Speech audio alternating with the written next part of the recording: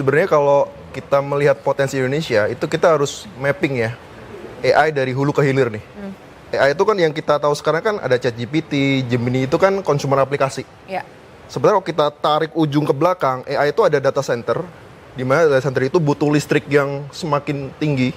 Contoh, kalau kita melakukan pencarian di Google Search, compare sama kita nge-prompt di ChatGPT, itu kebutuhan listrik data center itu bisa 10 sampai 100 kali lipat dibanding yang tadi cari pencarian di Google Search. Ada listrik, butuh data center, butuh chips, terus ada foundational model kayak GPT, Gamma, Llama, sampai akhirnya ke ChatGPT. Kita harus mapping tuh, kira-kira Indonesia punya right to win di mana? Mungkin ada di renewable energy, atau mungkin kita di pengaplikasian. Kita menggunakan yang udah ada, tapi kita build on top of it untuk pengaplikasian di healthcare, di kebudayaan, dan di segala macamnya.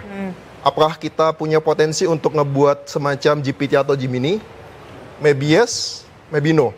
Tergantung. Kalau emang kita punya tim yang kuat dan punya right amount of capital yang cukup dan bisa mengikuti perkembangan feature-featurenya ChatGPT, mungkin bisa ya. Tapi kalau seandainya kita nggak punya capability itu, takutnya bangsa kita malah semakin ketinggalan. Contohnya nanti kita buat model kayak GPT atau Gemini nih.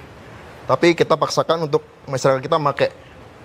Tapi nggak secanggih sama GPT atau Gemini. Terus negara lain pakai ChatGPT, pakai Gemini. Ini malah ujungnya takutnya malah ketinggalan juga gitu. Tapi kalau emang ada tim yang tepat bisa membangun seperti GPT Gemini ya mungkin make sense juga gitu. Tapi menurut hemat saya kita fokus either untuk yang renewable energy atau mungkin yang pengaplikasian dari AI itu sendiri ya.